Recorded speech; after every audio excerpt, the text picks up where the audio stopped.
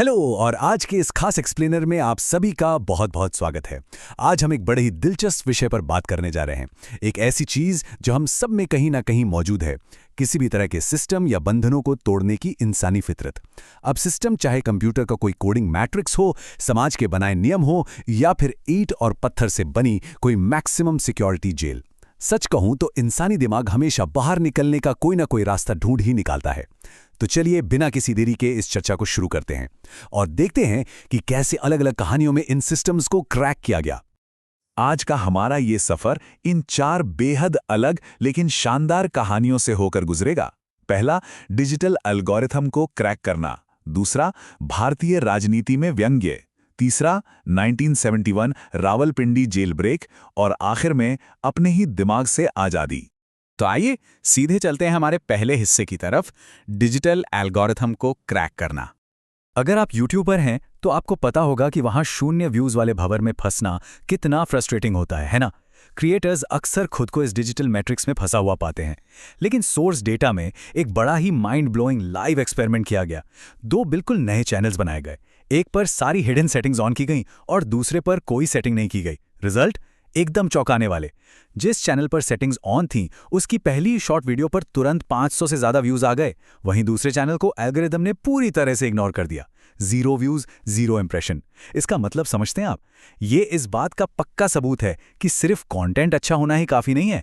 आपके चैनल का आर्किटेक्चर ही वो चाबी है जो इस 0 व्यूज वाले सिस्टम को तोड़ती है। तो अब आप सोच रहे होंगे कि आखिर वो छुपी हुई सेटिंग्स हैं क्या? सोर्स के अनुसार सबसे पहली चीज है अपने चैनल की बिल्कुल सही कैटेगरी चुनना। अगर आप एल्गोरिथम को ही कंफ्यूज कर देंगे तो वो आपकी वीडियो किसे दिखाएगा? दूसरा हैक है अपलोड करते ही वीडियो को पब्लिक ना करना। उसे अनलिस्टेड रखिए ताकि सर्च इंजन ऑप्टिमाइजेशन यानी एसईओ को उसे प्रोसेस करने का पूरा टाइम मिल सके। और तीसरी बड़ी चीज है ऑटो डबिंग को सही से मैनेज करना ताकि एआई की अजीब आवाजों से आपकी ऑडियंस कंफ्यूज ना हो जाए। और इसी एक्सपेरिमेंट से एक ऐसा सच बाहर आया जिसने पुरानी मान्यताओं को पूरी तरह पलट कर रख दिया। आपने अक्सर सुना होगा कि YouTube पर वीडियो वायरल करने के लिए कीवर्ड टैग्स बहुत जरूरी होते हैं, right? Well, live search results ने साबित कर दिया कि टैग्स का वीडियो रैंक कराने में लिटरली 0 रोल होता है। असली किंग तो आपका टाइटल है और डिस्क्रिप्शन उसका बॉस। बस यही सारा गेम कंट्रोल करते हैं। चलिए अब डिजिटल दुनिया से बाहर निकलते हैं और आते हैं अपने दूसरे सिस्टम पर, भारतीय राजनीति में व्यंग्य। अब जरा सोचिए, जब पॉलिटिकल सिस्टम में शोर बहुत बढ़ जाए तो उसे कैसे तोड़ा जाए। आजकल की युवा पीढ़ी ने इसके लिए डिजिटल विद्रोह का एक बड़ा ही क्रिएटिव तरीका निकाला है। इस पूरे आंदोलन की शुरुआत हुई मई 2026 में। एक अदालती सुनवाई के दौरान फर्जी डिग्री वालों को लेकर कॉकरोच और परजीवी जैसे शब्दों का इस्तेमाल किया गया। हालांकि ये बात किसी और संदर्भ में कही गई थी, लेकिन इंटरनेट पर यह आग की तरफ फैल गई और बेरोजगार युवाओं के बीच इसने एक बड़े आक्रोश को जन्म दे दिया। और फिर इस गुस्से ने एक बड़े ही कमाल के व्यंग्य का रूप ले लिया। इंटरनेट पर जन्म हुआ कॉकरोच जनता पार्टी यानी सीजेपी का। ये कोई असली पॉलिटिकल पार्टी नहीं थी, बल्कि सिस्टम का मजाक उड़ाने का एक जरिया थी। युवाओं ने खुद पर तंज कसते हुए इसमें शामिल होने की कुछ मजेदार शर्तें रख दी, जैसे आपके पास एक बेकार डिग्री होनी चाहिए और आप बेरोजगार होने चाहिए, आपको परम आलसी होना चाहिए, 24/7 ऑनलाइन रहना आना चाहिए और सबसे जरूरी, मीम्स के जरिए अपना गुस्सा निकालने में आप एक्सपर्ट होने चाहिए।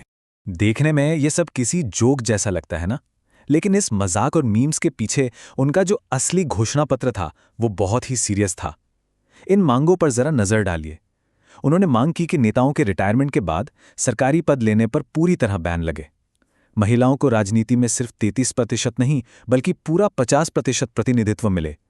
अगर किसी नागरिक का वोट गायब होता है तो उसकी सख्त जवाबदेही तय हो और चुनाव जीतने के बाद नेताओं के पार्टी बदलने पर रोक लगे। असल में यह महज एक जोक नहीं था, बल्कि मीम्स के जरिए असली प्रशासनिक सुधारों की मांग की जा रही थी। और ये जोक कितनी तेजी से एक बड़े मूवमेंट में बदला, इसकी टाइमलाइन देखिए। 15 मई को वो टिप्पणी आई और कुछ ही दिनों में एक 30 साल के छात्र ने सीजेपी का गूगल फॉर्म लॉन्च कर दिया। कुछ हफ्तों के अंदर ही इंस्टाग्राम पर इनके 2.2 करोड़ यानी 22 मिलियन फॉलोअर्स हो गए। लेकिन जैसे ही 6 लाख लोगों ने इनकी एक याचिका पर साइन किए, सिस्टम ने क्रैकडाउन कर दिया। इनकी वेबसाइट तुरंत ब्लॉक कर दी गई, याचिकाएं रोक दी गईं और बड़े अकाउंट्स को सस्पेंड कर दिया गया। अब डिजिटल और पॉलिटिकल बंधनों से आगे बढ़ते हैं और आते हैं अपने तीसरे हिस्से पर, 1971 का रावलपिंडी जेल ब्रेक, एक ऐसा सिस्टम जो सचमुच की ईंटों, दीवारों और हथियारों से बना था। ये कहानी सच में किसी हॉलीवुड थ्रिलर से कम नहीं है। 10 दिसंबर 1971 को भारतीय पायलट दिलीप पारुलकर दुश्मन के इलाके में पकड़े गए।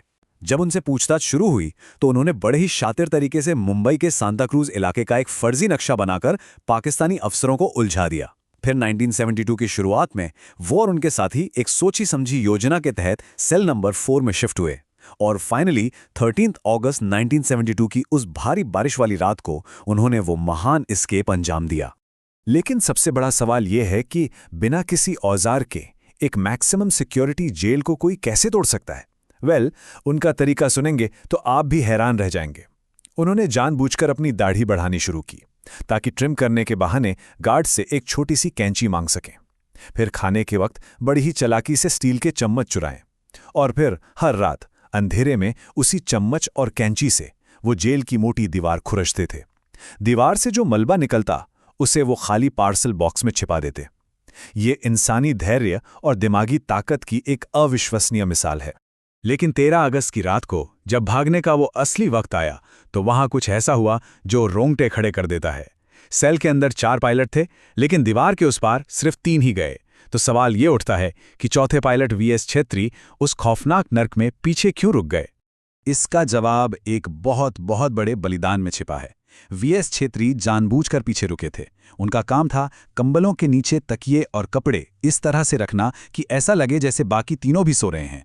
वो सुबह के अलार्म को जितना हो सके टालना चाहते थे ताकि उनके साथियों को बॉर्डर तक पहुंचने का कीमती समय मिल सके। वो अच्छी तरह जानते थे कि जब सुबह सच्चाई सामने आएगी तो सारा गुस्सा और टॉर्चर उन्हें अकेले ही सहना पड़ेगा। लेकिन उस सिस्टम को तोड़ने के लिए उन्होंने खुशी खुशी ये कीमत चुकाई। खैर, उन तीनों का सफर भी इतना आसान नहीं था। भागते भागते वो तोरखम सीमा के पास तो पहुंच तो गए, लेकिन उनके पास जो नक्शा था वो 1932 का था। उस पुराने नक्शे की वजह से वो लोकल पुलिस के हत्थे चढ़ गए। अब वहां उन्हें तुरंत गोली मारी जा सकती थी, लेकिन यहां पारुलकर ने एक गजब का साइकोलॉजिकल गेम खेला। उन्होंने बिल्कुल नहीं घबराए, बल्कि पूरे रौब और कॉन्फिडेंस के साथ लोकल पुलिस से डिमांड की कि वो सीधे रावलपिंडी कैंप कमांडेंट को फोन लगाएं। उनका ये आत्मविश्वास देखकर पुलिस वाले कंफ्यूज हो गए और इसी एक ब्लफ ने उन्हें तुरंत मौत के घाट उतारे जाने से बचा लिया। चलिए, यूट्यूब के एल्गोरिदम, पॉलिटिकल सिस्टम और जेल की मोटी दीवारों को तो हमने देख लिया। अब आते हैं अपने आखिरी और सच कहूं तो दुनिया के सबसे मुश्किल सिस्टम पर, अपने ही दिमाग से आज़ादी। हम सब मोटिवेशन या प्रेरणा के बारे में रोज सुनते हैं, राइट?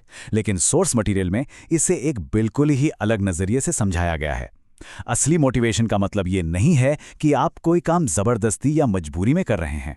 ये वो स्टेट है जहां आपको अपने काम से इतनी गहरी मोहब्बत हो जाती है कि उसे करते वक्त आपको कभी थकान महसूस ही नहीं होती।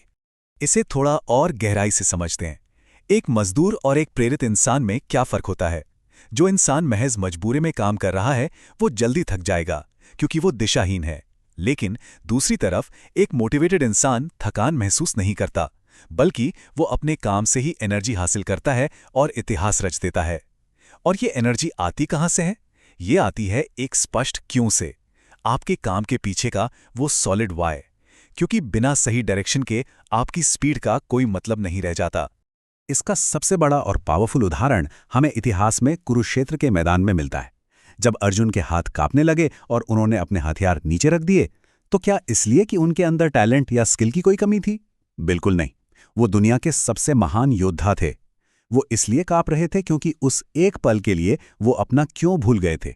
जब इंसान ये भूल जाता है कि वो लड़ क्यों रहा है, तो फिर चाहे वो कितना भी बड़ा महारथी क्यों ना हो, वो अपना सिस्टम क्रैक नहीं कर सकता। तो आज के इस पूरे एक्सप्लेनर से हमने क्या समझा? यही कि इंसानी इच्छा शक्ति के आगे कोई भी सिस्टम टिक नहीं सकता। अक्सर जो रुकावटें हमें बाहर दिखाई देती हैं वो असल में हमारे भीतर ही होती हैं। अब चाहे वो यूट्यूब का कोई ज़िद्दी एल्गोरिथम हो, कोई राजनीतिक व्यवस्था हो, रावलपिंडी जेल की सलाखें हों या फिर खुद आपके दिमाग की उलझनें। सबसे बड़ा सवाल यही है कि आज आप कौन सा सिस्टम तोड़ रहे हैं। सोचिएगा ज़रूर। इसी विचार के साथ मैं आज की इस चर्चा को यहीं समाप्त करता हूँ। हमारे साथ जुड़ने के लिए आपका बहुत बहुत शुक्रिया।